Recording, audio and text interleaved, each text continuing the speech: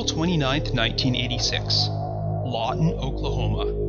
A 50-year-old housewife is killed in a flaming car crash, which is initially ruled to be an accident. However, her husband uncovers strange evidence suggesting that her death might be something far more sinister. After that, the trail went cold.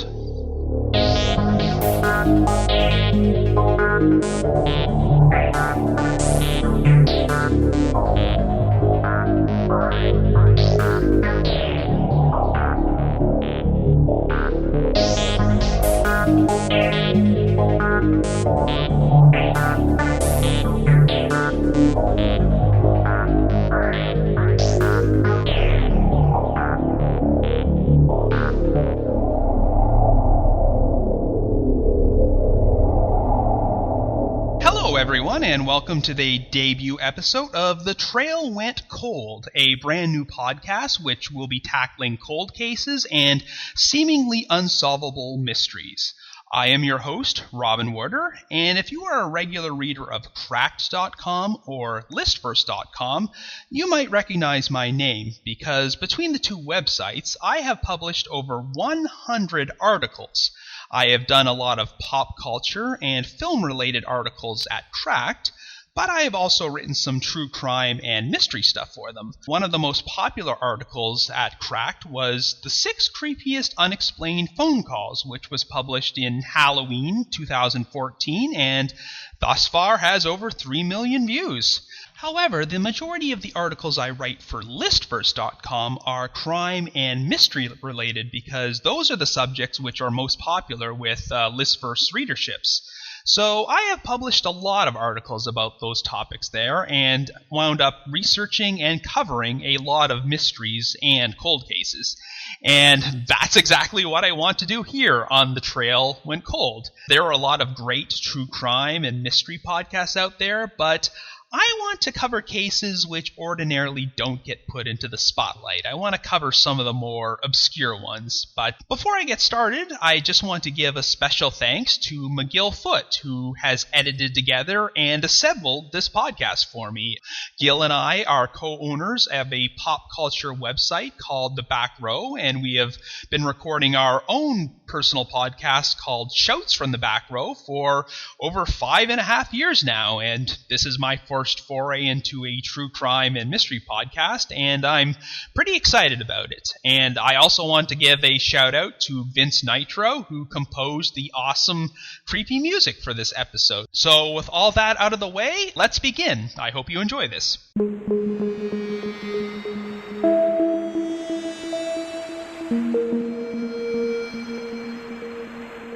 Now, the first mystery I will be covering today, it's pretty obscure, but it actually got put into the spotlight on national television nearly 30 years ago on an episode of a TV show you've probably heard of called Unsolved Mysteries. And if you're listening to this podcast, I'd wager that you probably agree that Unsolved Mysteries was one of the most awesome shows in the history of television.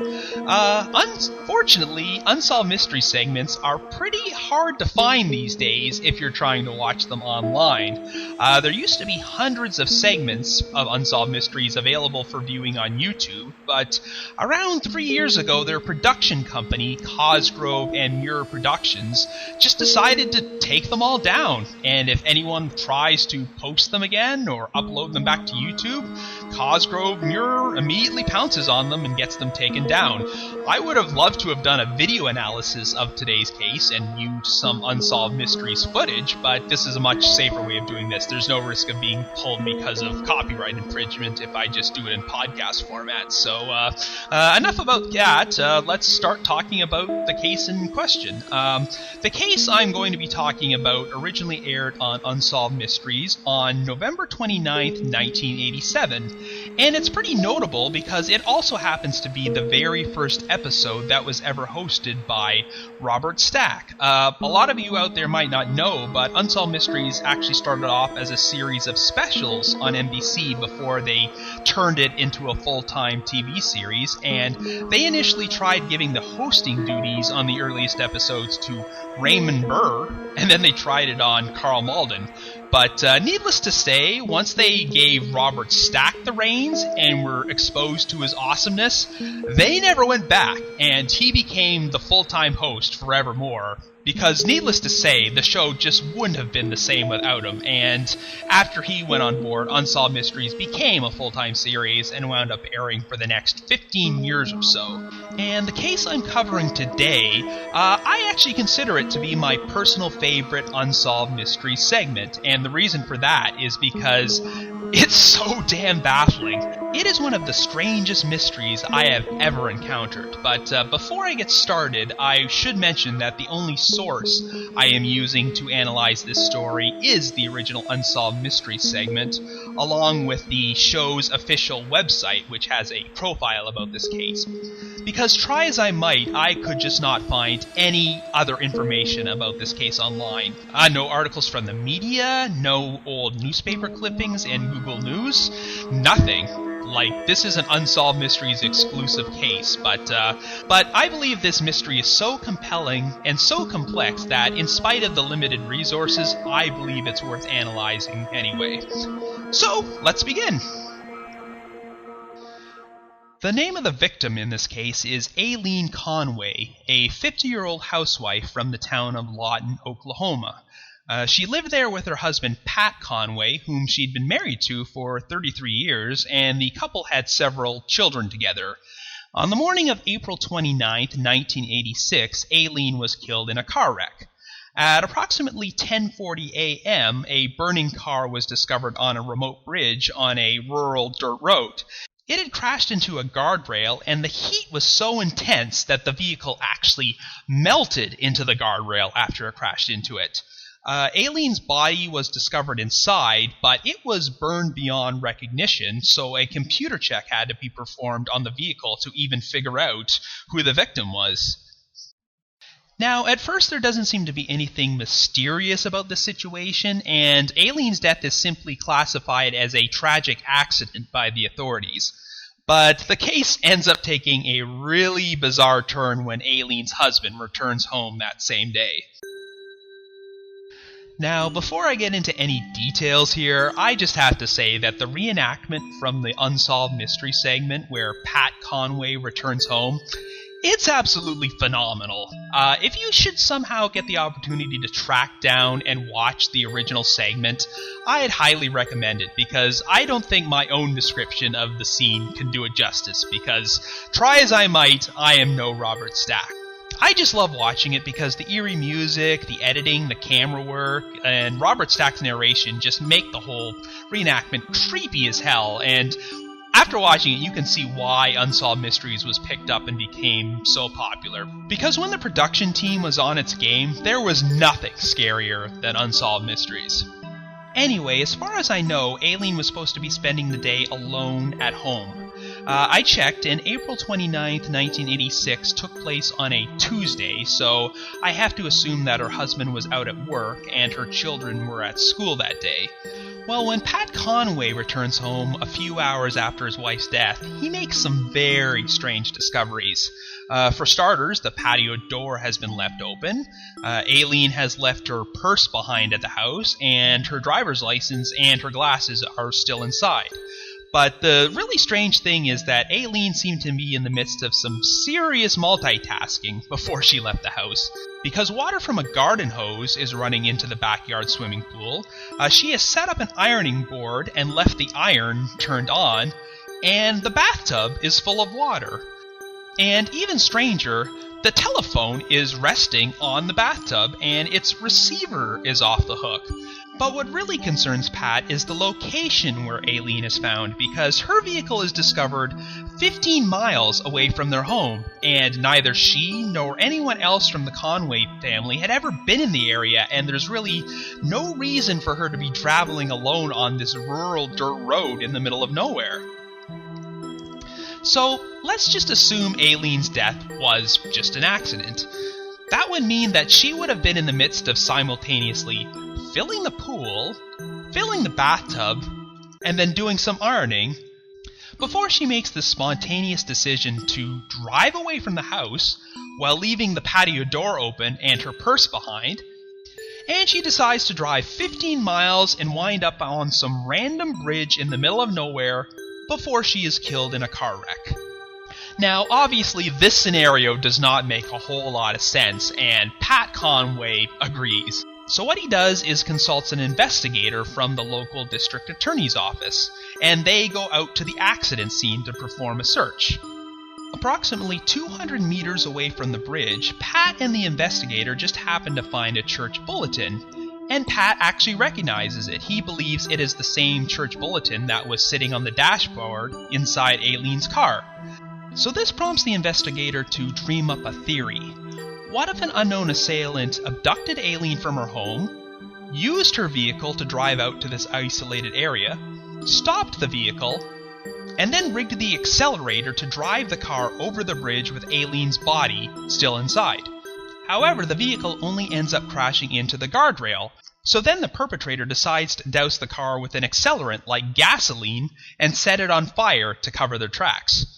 And on the surface, that actually sounds like a pretty plausible theory because it seems very unlikely that a simple accident could have caused the vehicle to burn as badly as it did because, like I said earlier, Aeileen's body was burned beyond recognition. So they decide to perform some burn tests on a car containing the same type of flame-retardant material that was used in Aeileen's vehicle. And they try it at first without an accelerant, and the fire just winds up burning itself out within a matter of seconds. However, when the material is doused with gasoline, and they perform the same test, this causes the material to go up in flames. This whole test lends credence to the theory that arson might have been involved, and there's also another compelling piece of evidence. It's also worth noting that when Aeileen's vehicle was found, the gas cap was actually missing, and taken together, all this evidence seems to suggest that arson may have been involved here. So after this new investigation is performed, Pat is able to convince the local district attorney to change Aeileen's cause of death from accidental to unexplained, but unfortunately there still isn't enough hard evidence to conclusively rule her death as a homicide. And sadly, that's about the end of this story, because even after this case aired on Unsolved Mysteries, I don't think there were any other viable leads that ever surfaced, and as far as I know, in the past 30 years, there have been no other major developments to help figure out what actually happened here. So I guess all we can really do now is suggest some possible theories. Now, before I get started here, I think I should deliver a little shout out to the Sitcoms Online message board, which I am a frequent visitor to because it has its own Unsolved Mysteries forum. And the forum, it contains thousands of threads devoted to Unsolved Mysteries cases. I've actually been a poster there for several years now and have gotten involved in quite a few discussions. And I can tell you that the Aeileen Conway case is definitely one of the most heavily discussed topics in that forum. The thing I find particularly fascinating about this case is that it's virtually impossible to form an airtight theory about what might have happened. I've seen some posters at that message board come up with some pretty strong theories, but no matter how good they are, every single one of them is going to have at least one or two major holes. No matter what theory you dream up, nothing about this case makes complete sense. I suppose I should provide a disclaimer here and remind you all that all the information you hear from this point on are my own personal theories, and they should not be treated as fact. Like I said earlier, the only source for this case is the original Unsolved Mysteries segment, so I am simply working with the information I have. Okay, so my first theory is that Aeileen Conway was the victim of foul play.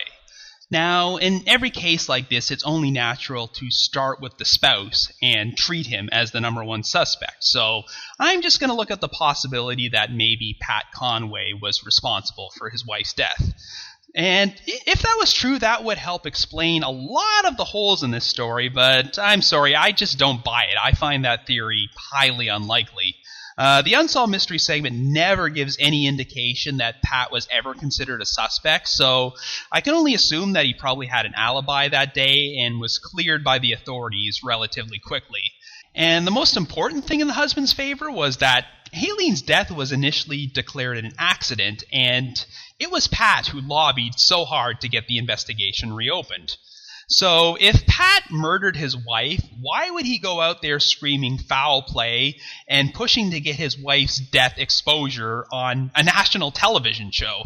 If Pat was guilty, he'd essentially gotten away with the perfect crime, so why put your crime into the spotlight again? So yeah, I think it's pretty safe to say that Pat was not involved, so I'm just going to move on and speculate on who else might have been responsible.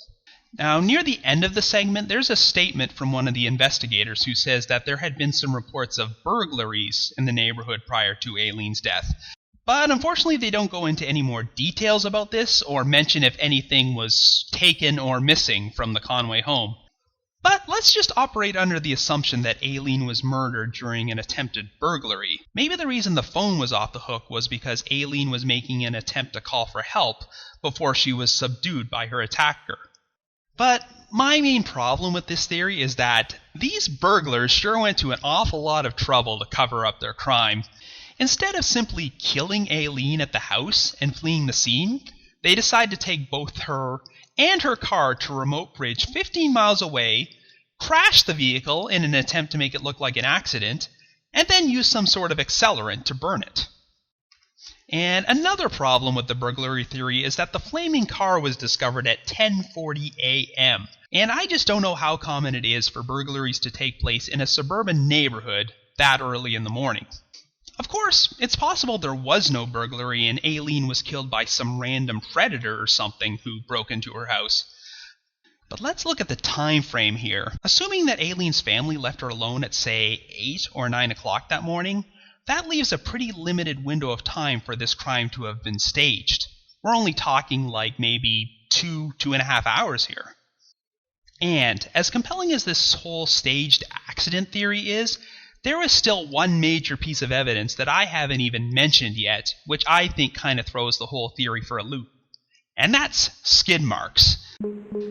Yes, the authorities found some skid marks at the scene which seemed to indicate that Aeileen's vehicle was traveling between 50 to 60 miles per hour before the vehicle crashed.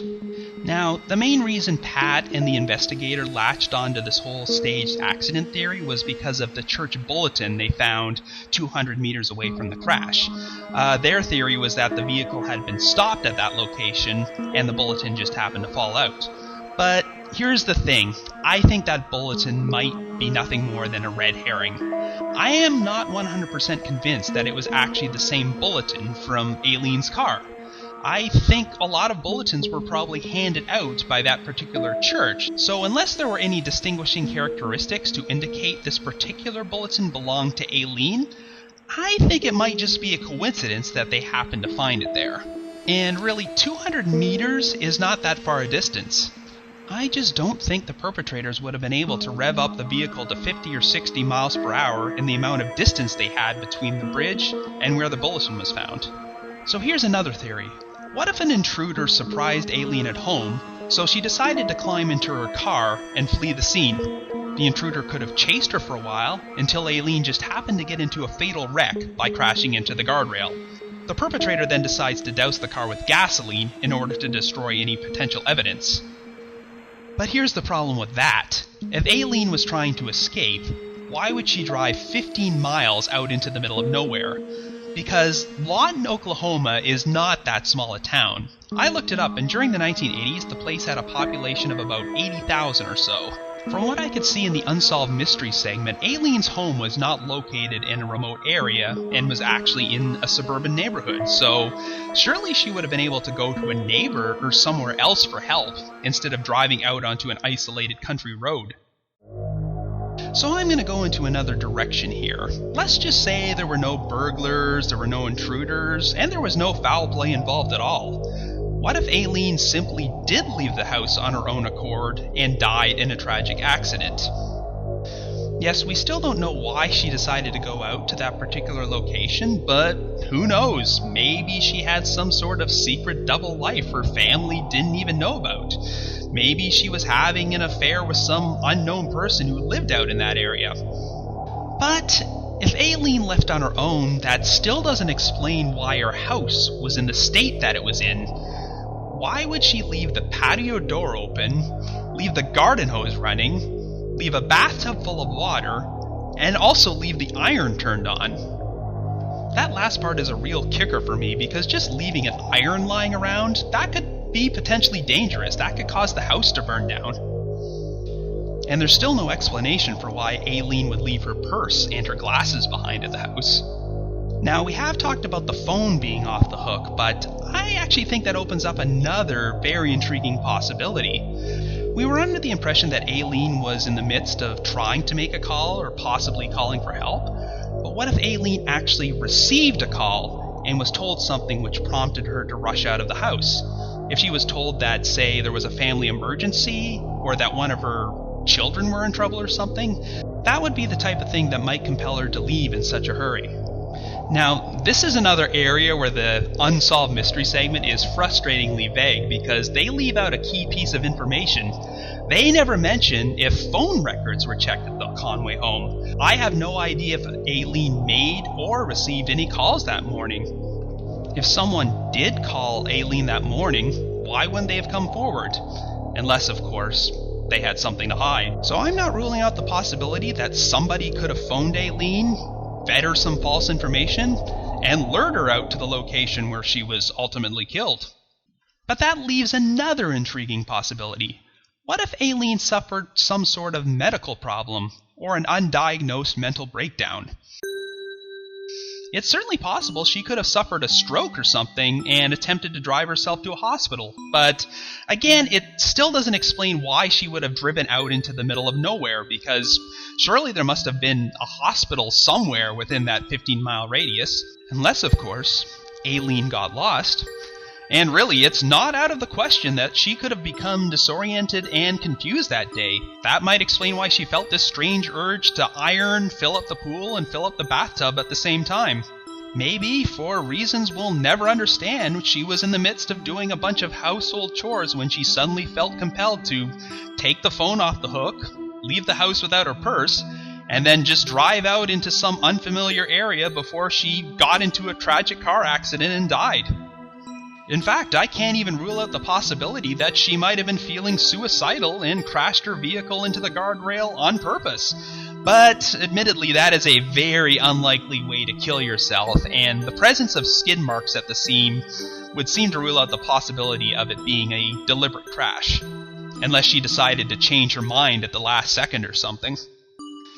Now, I really don't like speculating about Aeileen's mental health, because the segment never really tells us a whole lot about her as a person, so I have no idea if she had any personal problems or any medical problems or mental illness.